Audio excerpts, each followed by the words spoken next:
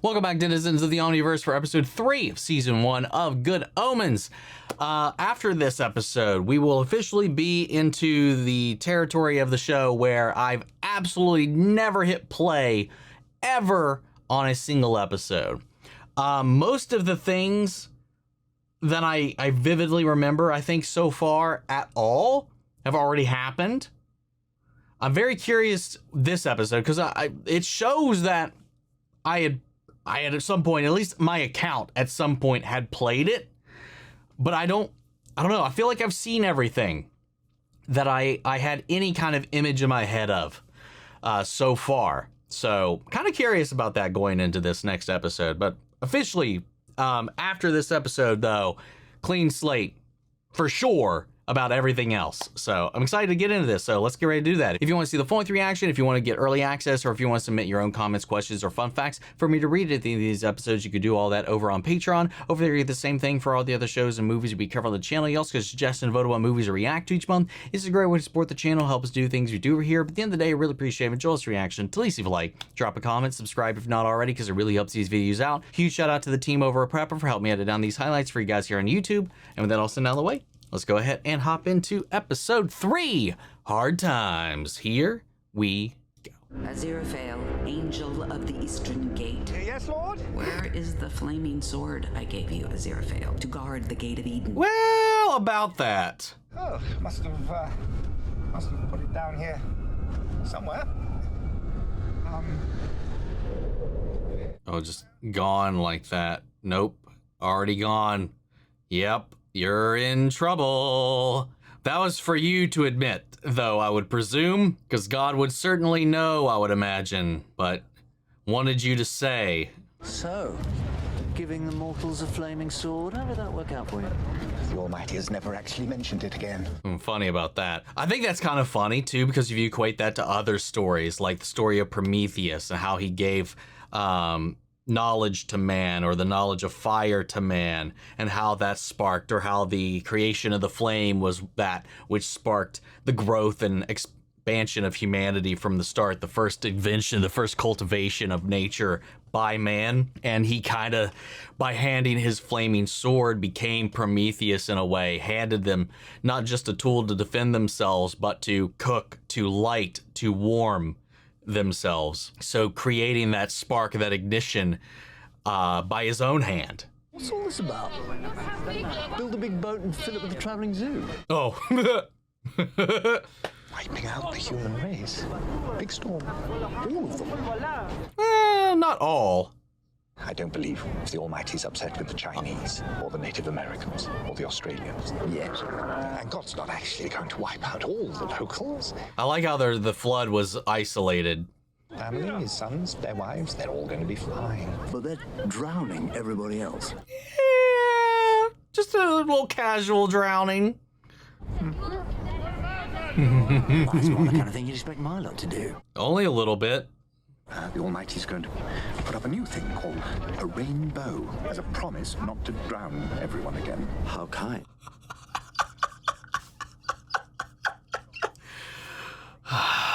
Oi, Shem! That unicorn's gonna make a run for it! Yeah, it's too late. It's too late!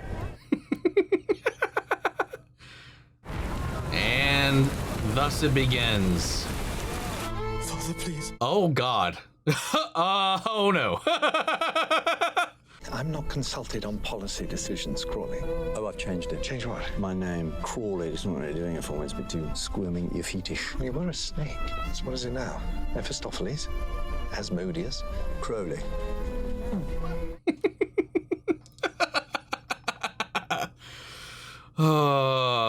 Wouldn't those other names just be taken by now, though? What was it he said that got everyone so upset? Be kind to each other. Oh, no. That'll do it. Yeah, right. God, the way people act today, too, touting their Christianity and such, hazard a guess they'd never read a damn thing in their life about it all, let alone enacted half of it. God, man.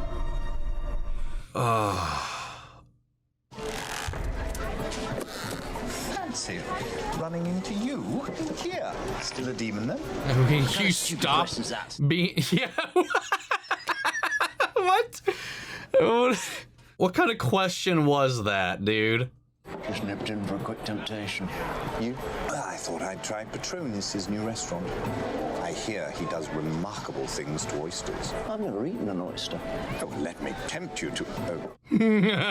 What? Let you what now? I love them so much already, man.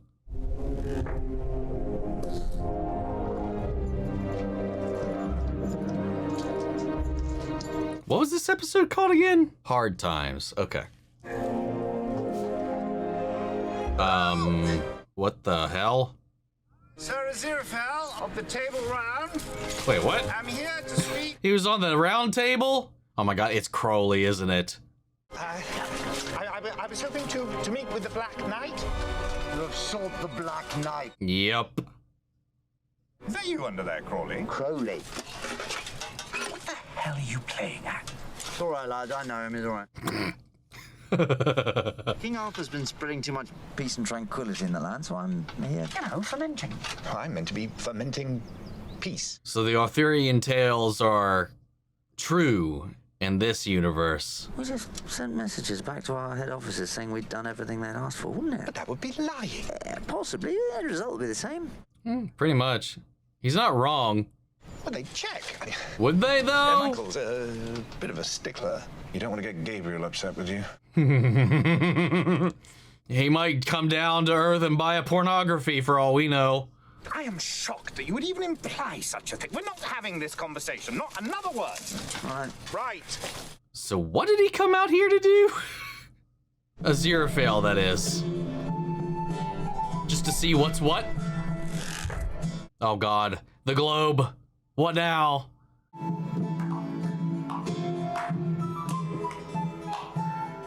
God, it's gorgeous. Suffer the slings and arrows of outrageous. I thought you said we'd be inconspicuous here. What is happening with your head, Crowley? Hey, he was in Doctor Who. The kid, he was the guy that did the kid that did the fucking like cars that tried to kill everybody. He worked with the Sontarans. Second time David Tennant's met a Shakespeare as well, and been here. Probably definitely not the only time. That's just like in popular media, I mean. Good, Master Burbage, please speak the lines trippingly. I am wasting my time up here. Yep, that is him. That is 100% him. And what does your friend think? Oh, he's not my friend. We've never met before. We don't know each other. No, yeah, okay. To be or not to be? That is the question. To be! I mean, not to be. Come on, Howard, buck up. Dude, shut your fucking mouth. He's very good, isn't he? Age does not wither, nor custom stale his infinite variety. The sea of trouble sent by opposing. Uh-oh. I want to write that down. You are up to no good, obviously. That's all he's You're up to. Good, I take it. What's the good deeds? No rest for the, well, good. A minor miracle to perform. Apparently, I have to ride a horse. Hard on the buttocks, horses. Major design for all, if you ask me. Yeah, they should have a built-in natural saddle. You cannot actually be suggesting that just one of us goes to Edinburgh and does both, the blessing and the tempting. We've done it before.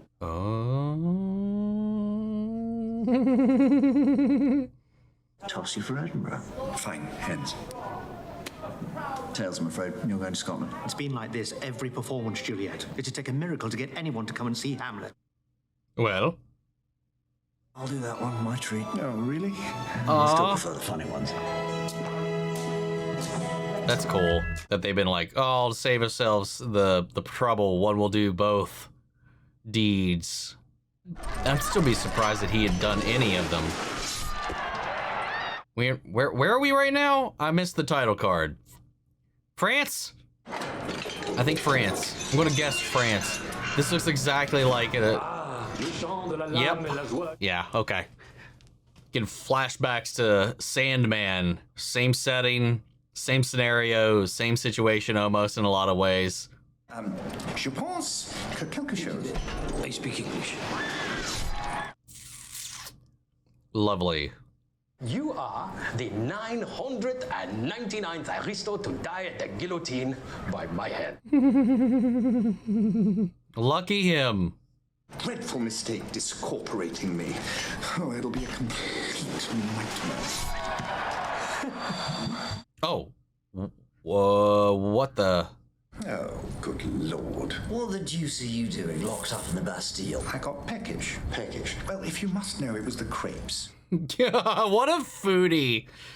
So you just popped across the channel during a revolution because you wanted something to nibble, dressed like that? I have standards. I was reprimanded last month. They said I'd performed too many frivolous miracles. Got a strongly worded note from Gabriel. Oh, no.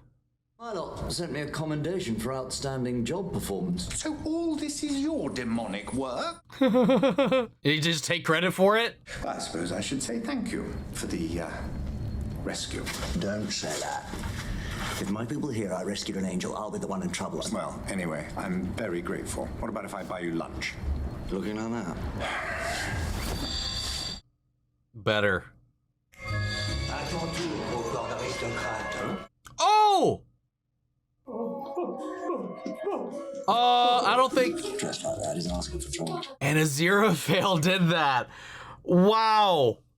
He's so unfazed. What the fuck? I'm a little shocked at that one. That seems like something Crowley would have done. We have a lot in common, you and me. I don't know. We may have both started off as angels, but you are fallen. I didn't really fall. I just, Got on with the wrong crowd. I need a favor. We already have the agreement, Crowley. Stay out of each other's way. This is something else. For if it all goes pear-shaped. Of course. I wrote it down. Walls have ears. Well, not walls, trees have ears. Ducks have ears. Everything has Ducks have ears. Busted. So they hear other ducks. It would destroy you. I'm not bringing you a side pill, Crowley. Not what I wanted for, just insurance. Oh. Wait, defense? Do you know what trouble I'd be in if they knew I'd been fraternizing? It's completely out of the question. How do they not know, for one matter? I have lots of other people to fraternize with, Angel. Of course you do. I don't need you. Well, and the feeling is mutual. Obviously. Yeah, sure you do. It's hard to angrily throw a letter like that. Or a note. Obviously.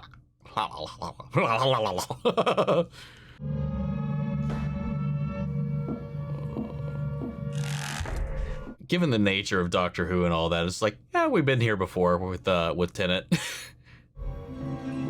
No, sorry, this was Eccleston.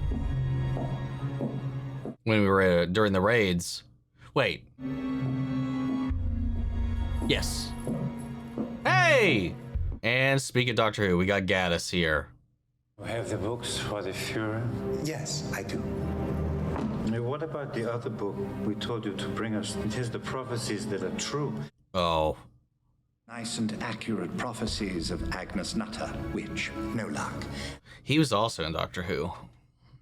Why are there no copies of Agnes Nutter's book? We have made it clear that money is no object. You will be a very rich man. Having money doesn't make things automatically found. I found the publisher's catalogue for 1655, and it does list one of Agnes Nutter's prophecies. What was it?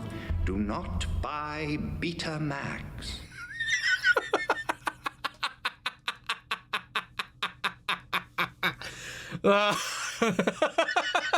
Buy Apple, don't buy Betamax. Such a pity you must be eliminated. That's not very sporting. You do not appear worried, my friend. Nope. Let me introduce you. Captain Rose Montgomery, British Military Intelligence. This building is surrounded by British agents. Everyone, come on! Shh, what about that? That's not true, is it? We are all here. Allow me to introduce Fräulein Greta Kleinschmidt. Oh my god. The triple cross. Now, where were we? Oh yes, killing you. You can't kill me. He was in the library episode. That was it. Silence in the library. Oh, because it's a church. Aww. It's a greater ground. Oh, it's like being a bitch and bad fit. Oh God, I know that feeling. Oh God, I feel it. Phantom feelings, phantom burning feet. Oh, when it's too hot outside and you're barefoot walking on the sand at the beach or on the concrete. Blistered my feet doing that a couple times. J. Crowley, your fame precedes you. Anthony. You don't like it? No, I didn't say that. That's such a pity you must both die. What does the J stand for? It's just a J. It's just what people do, man. It's just a literary thing. The bombs tonight will fall on the East End. Yes. Well, good luck with It would that. take a last-minute demonic intervention to throw them off course. Yes. Fuck them up. It would take a real miracle for my friend and I to survive it.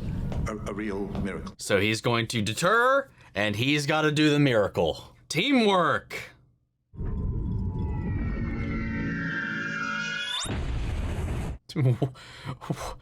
What a goofy goddamn effect, though. I love how unserious this takes certain things sometimes. That was very kind of you. Shut up. Oh, the books. They'll all be blown to... Little demonic miracle of man. Aw, look at you, you little softy. Meanwhile, Jack Harkness is out there running around doing God knows what. The dirty donkey. My name's Shadwell. Please, sit down, Mr. Shadwell. Lance Corporal Shadwell, if you don't mind. What's his name? No, it's not who I thought it was. Never mind. For a second, I thought it was the guy from Midnight Mass, the lead. You have a question, Lance Corporal Shadwell? Stealing from a church? There's no witchcraft involved here, is there? Oh! It's Michael McKean, young Michael McKean. Warlock, or someone that calls your cat funny names. Not a witch, no pets. Anyone else? Secret army that battles the forces of witchery. How nice for you. The Witchfinder Army. Perhaps you've heard of it. I thought you said it was secret. If you need us, the Witchfinder Army are here for you. What army? Think it over. You know where to find me. Wait. When they were talking about rallying their unsavory, like, underground armies that wouldn't really work well together, is that the contact he was thinking and, like, who that he had in mind? Or was it something else? Someone else? I hear that you're setting up a caper to rob a church. Crowley, it's too dangerous. Holy water won't just kill your body. Oh, he's still trying to get holy water. But I can't have you risking your life, not even for something dangerous. So... Oh, he brought it anyway. Should I say thank you? Better not. Well, don't look so disappointed. Perhaps one day we could go for a picnic. I'll give you a lift anywhere you want to go. You go too fast for me, Crowley. In so many ways. Shit. We went, what, half an hour almost, and now we're getting the title card? I forgot that I didn't even realize we hadn't even got it yet. Damn. It was half the goddamn episode almost. Sorry, I had to look away from that. That was, that gave me a bit of a headache there. Listen, Gabriel, at most holy Archangel Gabriel. No, it's too formal. Hello, Gabriel, meal mate. Might be a little too unformal. Due to an unfortunate mix-up in a hospital, the Antichrist has been mislaid. But it's all right, because I've found him. I have his address, and so we just have to eliminate him now. Well, about that. What he had imagined life would be like in the last days before Armageddon.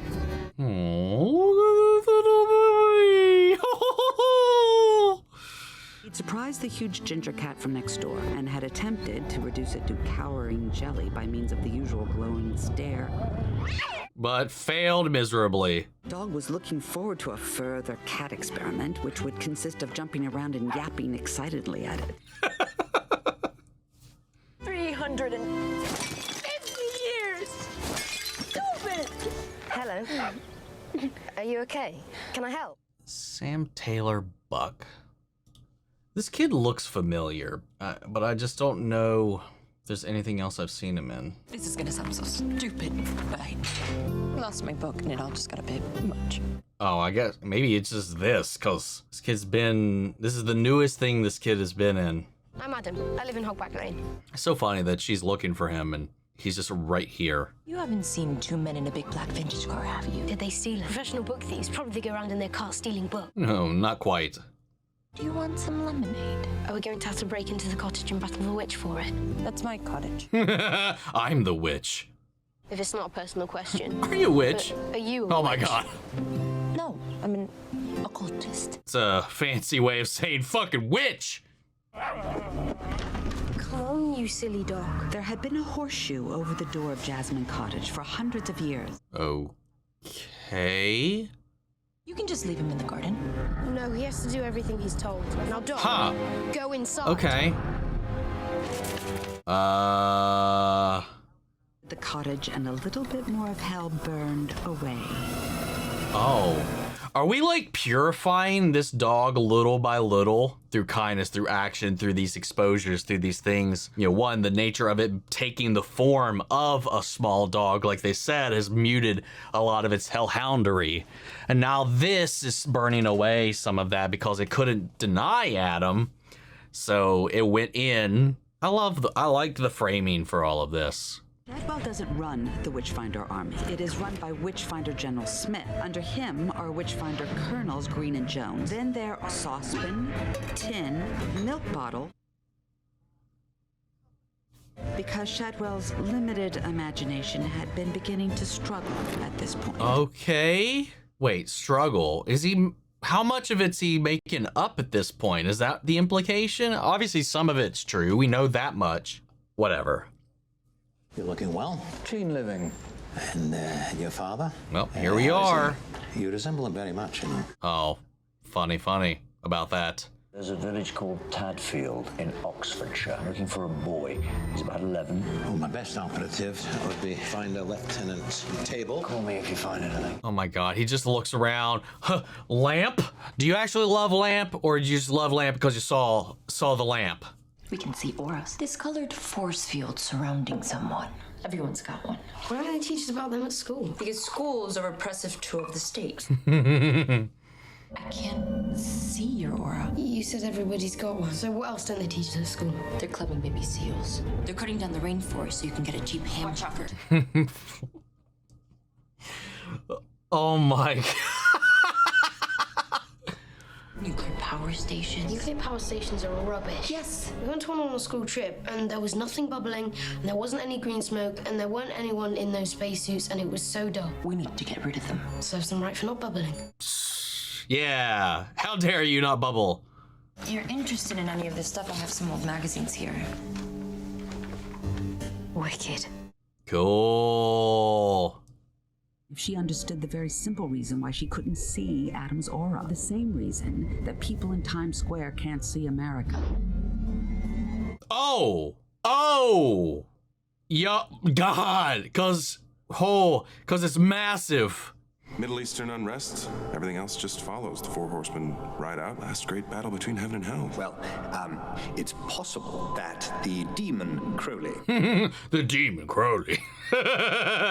Well, it may have been a ruse. A ruse? And the actual Antichrist might be, somewhere else. Where? Not sure. Well, he's not telling them everything outright.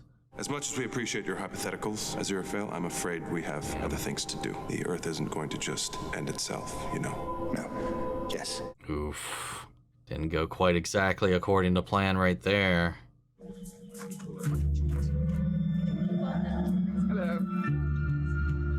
That'd be mildly frustrating to think, just to always see like that, I would have to imagine. And does it show up if you're watching like recorded or captured media? Like if you looked at a photograph, if you looked at a video, would you also still see the aura? Do you have to see them in reality?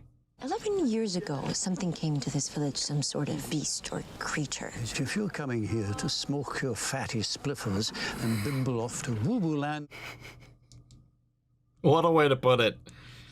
What did you think of that, then? I don't trust him. Hypotheticals indeed.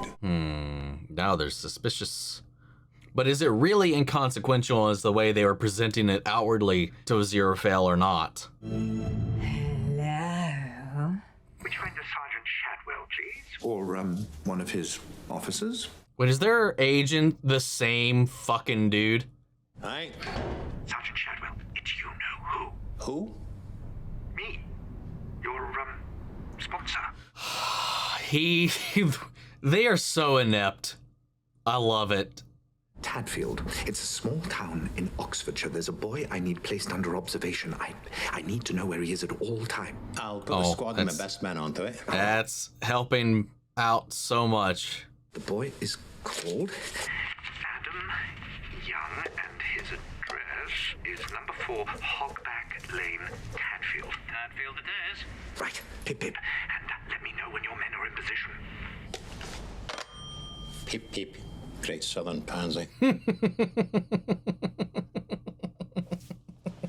There's a town in Oxfordshire with some very strange weather events. It always has perfect weather for the time of year. You call that a phenomenon?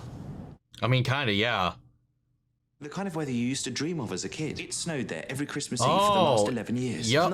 I mean, kind of. You should be. I mean, what do you? Well, it's not which Called cause. himself Dr. Raven Sable, but you know him by another name. He loves hunger. Hey, we finally met another. Chicken froth on a reduction of broccoli gel with a mushroom foam. The chef recommends that you have this first. A balloon filled with lavender scented air. It is the first course. This is so obnoxious. Never seen a room full of rich people so hungry before. He's a businessman with a chain of restaurants. I know this guy and he's too. about to launch something new. Or at least I think I do. Whatever. The shake doesn't contain any actual food content either. Well, nobody's shakes contain any actual food content. Okay, but does it have nutritional value? Or is it just nothing? Shop brand done food contains unplatted or woven protein molecules designed to be ignored by our digestive enzymes, no cal sweeteners, oil replacements, fibers, materials. Yeah, it's nothing. There's a package for you, sir. You have to sign for it. The measuring scales. Finally. I'm flying to England. Cancel all my appointments. For how long? The foreseeable future. What a crazy directive to just receive out of the blue like that. According to the manual, witches can influence the weather. What if I was to sort of nip over there tomorrow, have a little look Maybe. around? This village. Oh, okay, there we go. I was going to say, we haven't mentioned the village name yet. Well, I suppose it can't do any harm. Be here at 9 o'clock in the morning. Before you leave. What for? Your armor of righteousness. Oh, God, what is that going to be? Meet me at the third alternative rendezvous. Is that the old bandstand, the number 19 bus, or the British Museum Cafe? The bandstand. Did you know that there are ley lines everywhere? No, Adam, ley lines are rubbish. No, it's not rubbish. They wouldn't write about it in magazines if it was rubbish. You can't protect her. There's people from Tibet watching everything we do through hidden tunnels. Oh, my God. There's some truth to some of the things he's talking about, but did she just hand him like a conspiracy tabloid? Do you think he's all right? He's fine. Well, look at this. Look at this place. Well, have you found the missing Antichrist's name, address, and shoe size yet? His shoe size? Why would I have his shoe size? It's a joke. I don't know either. Except that he does have things he's not telling you. We find the boy. My agents can do it. We eliminate him? Heaven does not have blood on its hands. Oh, no blood on your hands. That's a bit holier than thou, isn't it? Yeah. Enough, I'm leaving. You can't leave, Crowley. There isn't anywhere to go. It's a big universe. Even if this all ends up in a puddle of burning goo, we can go off together. How long have we been friends? Friends? We're not friends. We are an angel and a demon. We have nothing whatsoever in common. I don't even like you. You do. You're on our side. There is no our side, Crowley. Not anymore. It's over. Well then.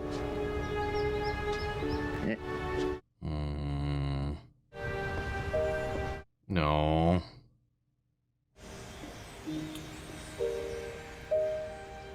I know he's like, I know Aziraphale's very much so like, feels so beholden to, you know, heaven and all of that and what he's expected to do and all of that and just, I don't know. Brilliant. Where's all of this gonna go with these magazines and everything? I can tell you, like, so far, I don't remember fuck all anything from this episode at all. Nothing's clicked so far.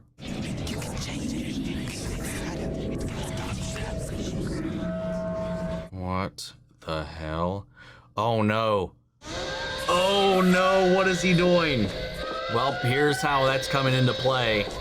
Inadvertently causing him to, cause one of these things to melt down? Impossible. Or die. 40 megawatts of power are currently being produced by this power station. According to our indicators, nothing's producing Oh, them. wait, What do you mean I have to authorize it? Wait, what? So it's still putting out power, but it's not running? Well then, yes. I authorize you to open the anything Interesting. So like the bad things about it aren't working, but it's still working? Oh, there's something you don't see every day. An enormous room without a nuclear reactor in it. Whoa. It's still producing power. Looks like a sherbet lemon. What?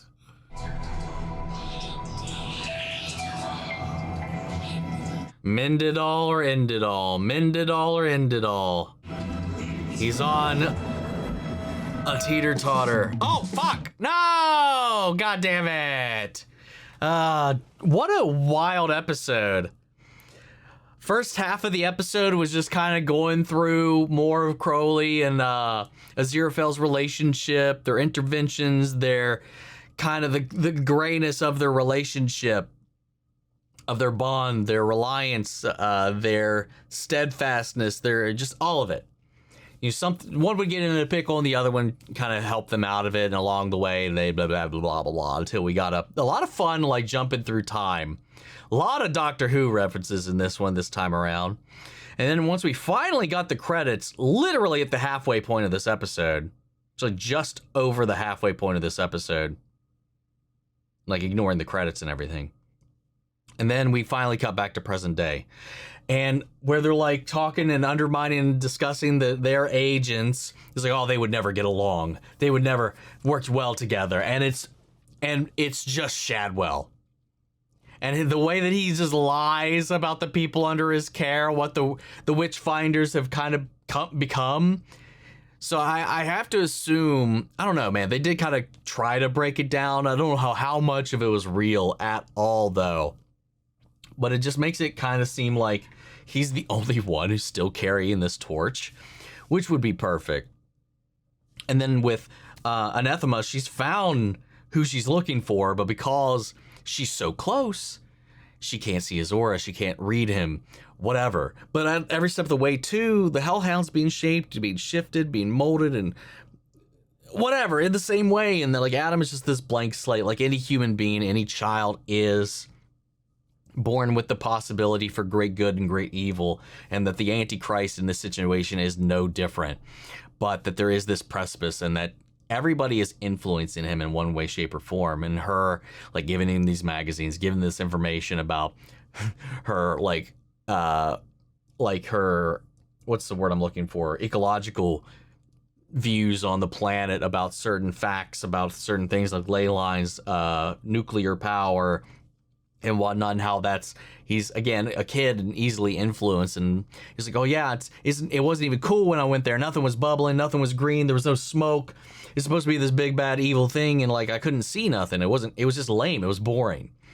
And then he's went to bed like with that in mind, and then the little lemon thing, and then all of it, and he made it be.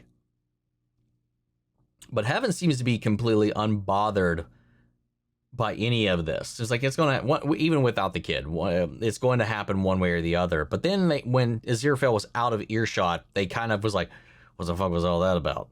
Should we be worried about that? I don't know. Like, I got a little mixed signals about the whole thing from them. And again, I know like Aziraphale is very much so, what's the word I'm looking for? Like, timid, doesn't want to get their hands dirty, doesn't want to do anything vile, evil, or anything like that, anything that might be associated with the other side. They will when, they've got to, but for the most part, tries to keep their hands clean. So when it comes down to this, there's this like us and them. And he's always choosing us in this situation when it comes down to it because of that kind of fear. Like, there is this attraction, this temptation, if you will, of Crowley's words. And it's never really stopped them in the past, but this feels a little bit different because it's a little more, I mean, it's way more, it's on a much grander scale. You know, these little things here and there, but this is something else. And this is why he's withheld information. He knows exactly who the kid is, where the kid is, but he hasn't shared any of that with Crowley, despite all of this. And, you know, Crowley's just like, fuck both sides. What about us? Our friendship, what we've done, everything we've been through. You know, and, you know, even if this world ends, this planet ends, we could go off somewhere else together. And it's just like, it's just, you know, they're fighting their own nature in their own kind of way. It's just a wild, fun, tongue-in-cheek little journey. And I love the way this is unfolding so far. So we're officially past the halfway point on season 1, which is fun. But let's head over to Patreon and see what we have over here. Oh, we got a chunky comment from Katie here. Katie B, the game changer that is episode 3, aka what has to be the longest cold open in television history. You're not fucking wrong. I feel like there's a show that went almost the entire episode without getting the intro. I can't remember what it was, but I feel like in my bones, I remember a show at one point going like 40 minutes and only leaving like the last 20 after we finally got the intro or something like that. Can't remember what it is, but anyway. And what a lore dump it was. There's a lot to unravel here, so stick with me. Interestingly, the entire cold open is a creation of the show. That wasn't in the book, which is also why there's no narration during the cold open. There's no book lines to pull from, but a worthy addition it is, as it recontextualizes Aziraphale and Crowley's entire dynamic and emphasizes just how long they've known each other. I think a lot of that was definitely implied before, but this definitely really shows you so much more of it. If the first 2 episodes didn't sell you on David Tennant and Michael Sheen's chemistry, this one had to. Oh yeah, I felt that magnetism just from the get-go. It's not surprising the actors became actual best friends after meeting through these roles, and their families are very close to one another as a result. It's also no wonder that the show attracts such a large queer audience. These two provide the most unbearable, blush-inducing romantic tension ever to exist between 2 characters. Seriously, you could cut that shit with a knife. Yes, you can. You really can. And if you thought this episode had it bad, strap in, because this is just the tip of the iceberg. Whether it's canon or fanon, I'll leave you to ponder. But regardless, what is funny is no matter how much the fans may ship it, no one ships it more than the actors themselves. If the performance didn't give it away already, Michael Sheen is very outspoken about being the #1 Aziraphale x Crowley shipper in the world, or Ineffable Husbands, as the ship is called. Oh, that's fucking hilarious.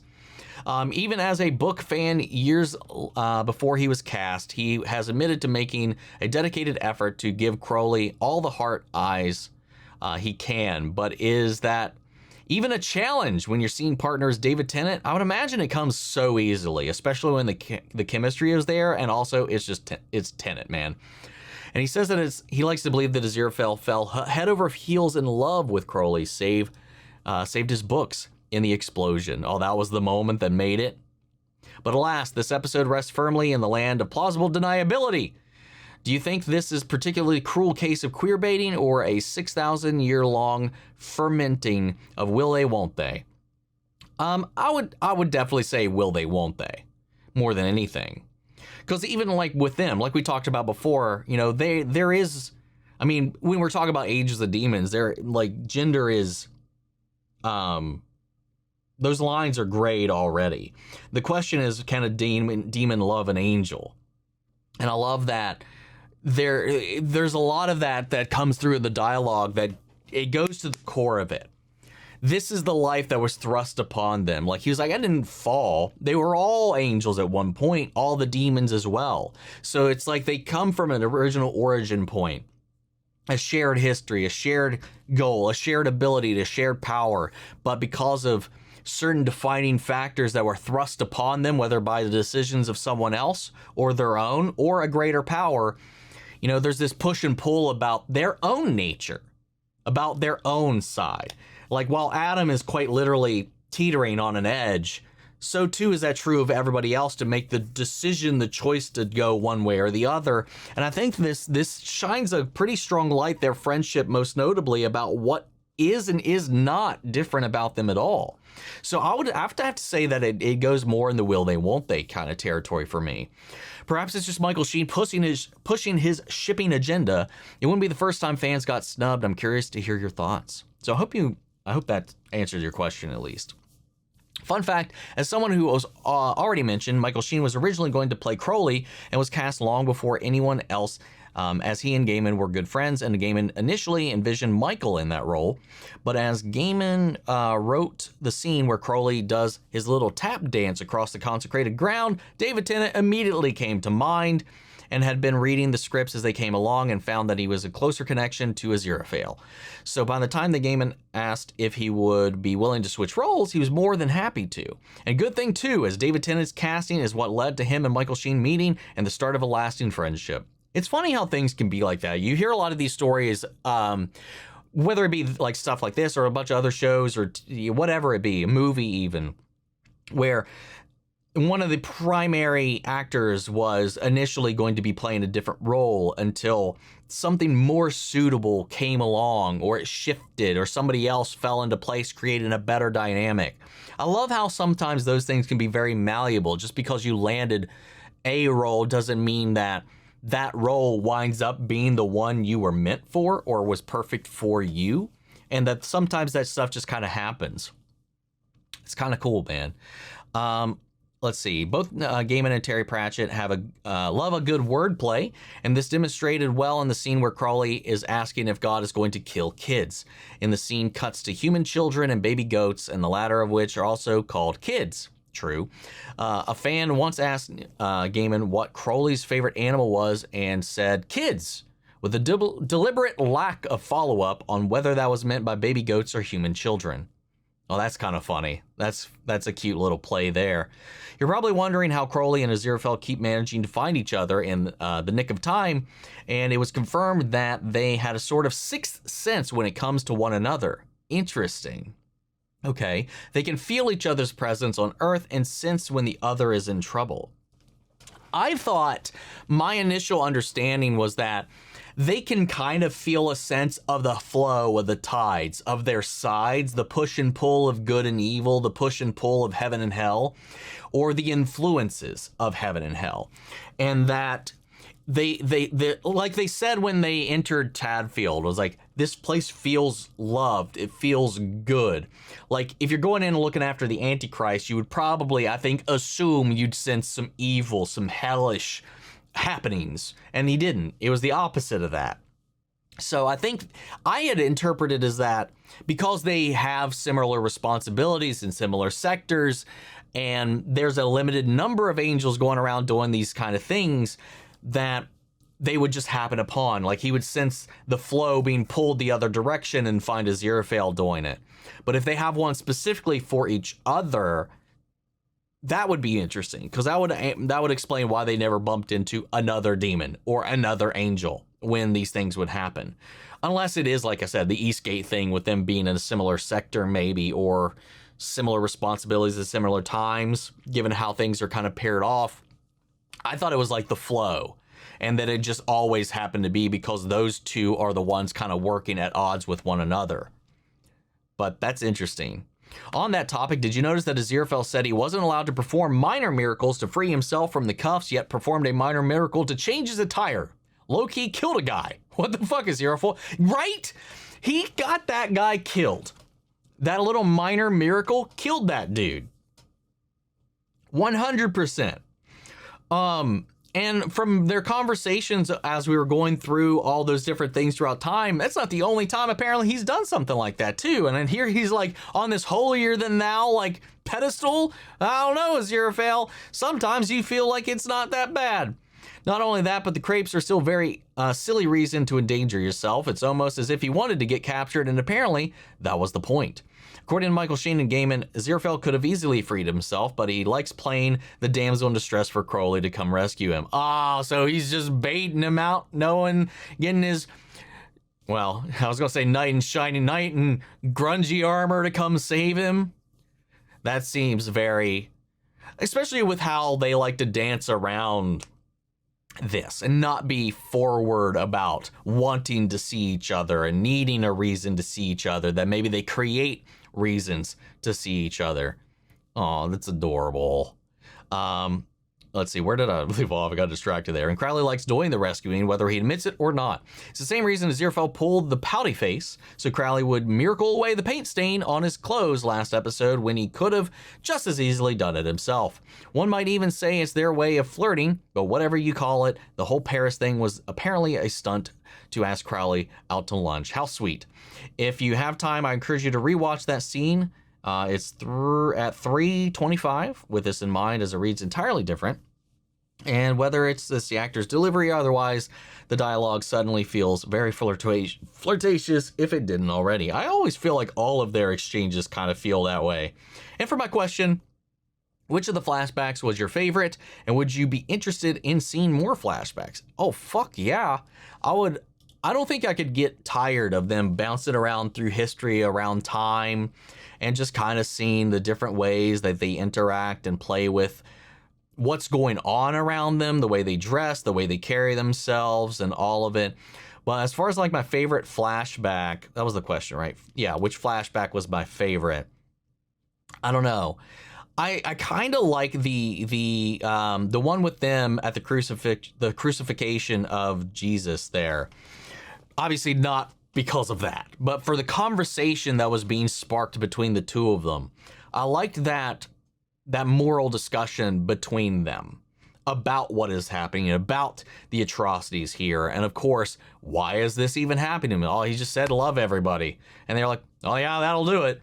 Like the commentary on the human condition, the fact that so much of us would rather choose hatred and that love is such heresy. And that, you know, and even that's still today, like you see it amongst the Christian faith today, man. So much hate for their neighbor when that is the opposite of what they preach as one that was raised in and enthralled and entrenched in it all, man. It makes it really hard to wrestle with a lot of that when people, I don't know. I just like the commentary on that because it's something that you still see. You know, whatever. Won't go down that rabbit hole, but like, yeah. Because it's definitely a runner-up between that and the stuff at the church with Gaddis and then during the Blitz. That would definitely be up there as well. Let's see. Kaleidoscope. Episode 3. Hope you've enjoyed this foray into Crowley and Aziraphale's shared backstory as much as the rest of us did. This is one of the things the show significantly expands on compared to the book. We got a lot more insight into their 1,000-year relationship, which I think is a great choice adaptation-wise. I'd love to know which one of the flashback scenes was your favorite. Just went into that, I think, into enough detail there. In last week's discussion, KDB already mentioned the fact that Crowley and Aziraphale are canonically genderless, and I thought I'd add a few fun facts on that note. As you already noticed in episode 1, and probably in this episode as well, Aziraphale barely changes his look throughout history. Clothes, yes, but never his hair. I did notice that. Crowley is always changing up everything, hairstyle, look, all of it. Except for Aziraphale, always keeps that aspect very consistent. I never really I don't know if I commented on it. I'm pretty sure I haven't, but it is most certainly something I've noticed. And yes, his clothes and his never hair, but his clones only when he gets so behind on the current fashion that humans would inevitably notice. Right? He's so slow to do so. Crowley, on the other hand, goes with the fashions and switches up his look all the time. A similar dynamic applies to their gender.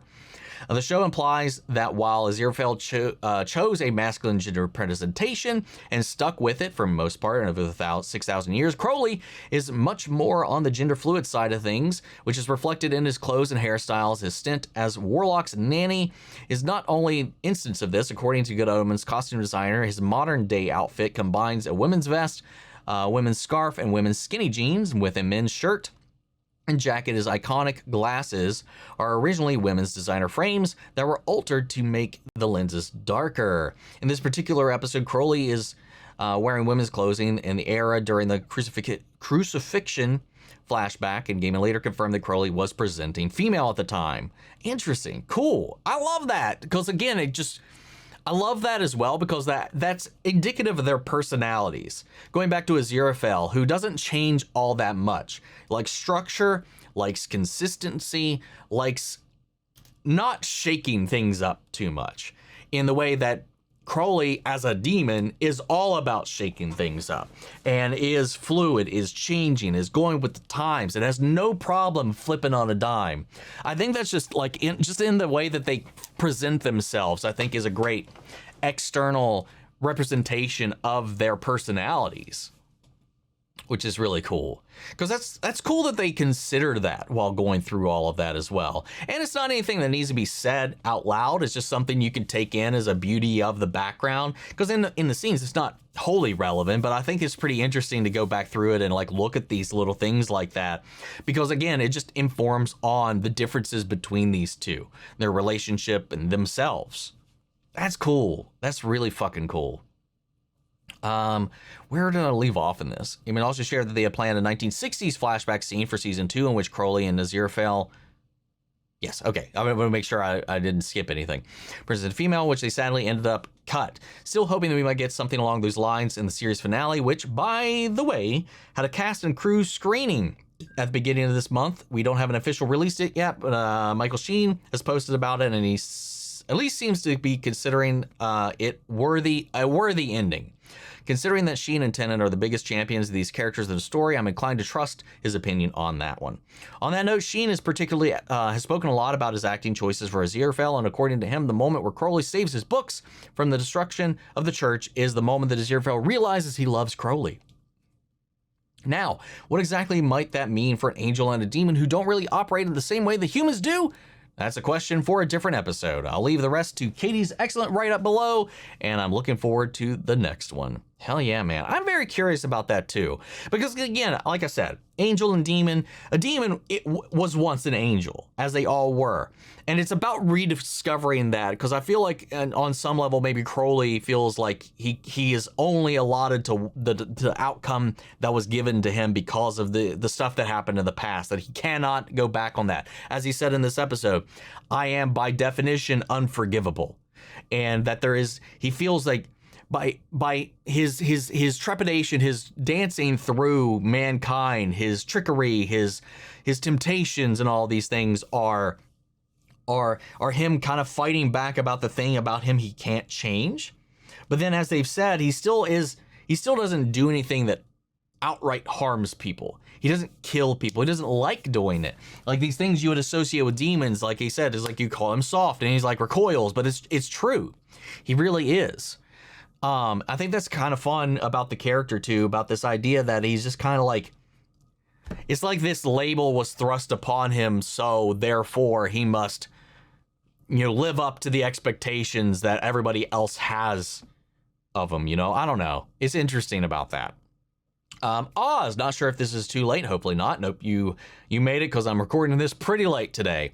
On Good Omens, there's not a lot to add to KDB's long and detailed post, but one thing to note is that while the scenes from the cold open aren't in the book, they do answer a few of the questions that were posed and never answered in the book.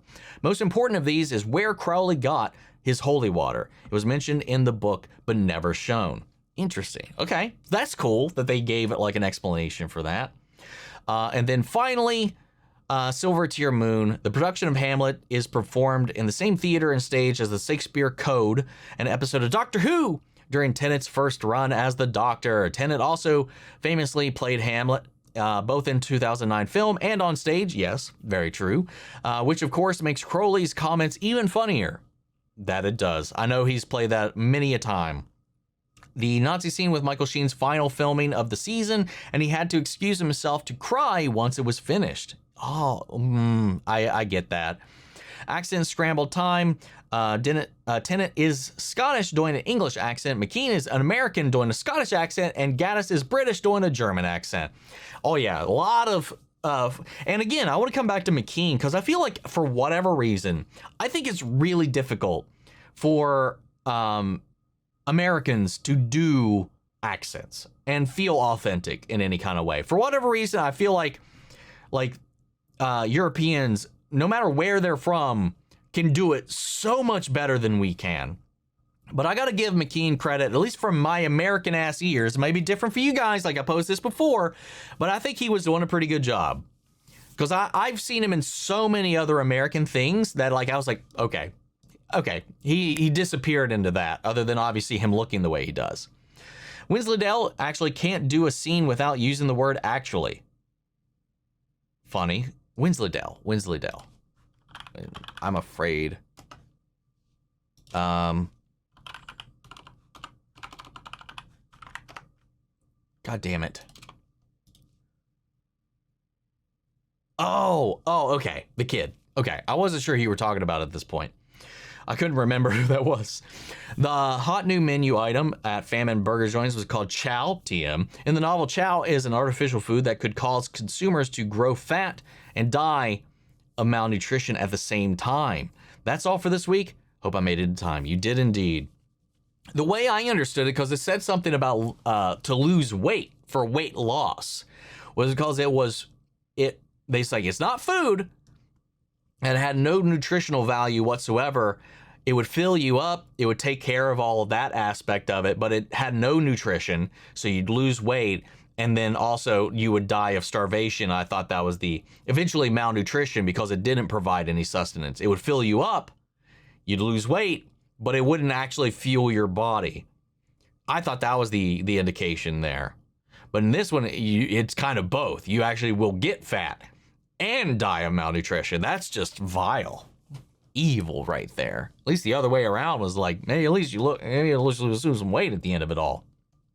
But another fantastic episode, another fantastic round of discussion.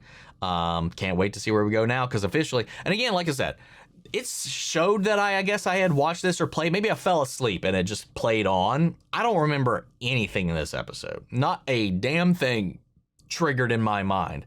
So there's a possibility that maybe I fell asleep in the middle of episode 2 and it auto-played into episode 3 because I didn't remember shit.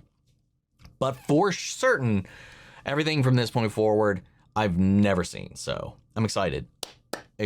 Guys, what do you think of this episode? How do you feel about everything? Sound off in the comments. Let me know your thoughts down below. We'll carry on the conversation after the video. Hope you enjoyed the reaction. If you did, leave a like, drop a comment, subscribe if not already. Remember, if you want to see the full-length reaction, as always, you can check it out over on Patreon. And speaking of before we go, I want to shout out Angela Burr, Adriana Mele, Lily Chanson, Kiana Chanel, and McGreg. Thank you guys so much for becoming savers here on the channel, helping sponsor and support the rescues that have been taken care of here at the office. You guys have been a tremendous help with all of that.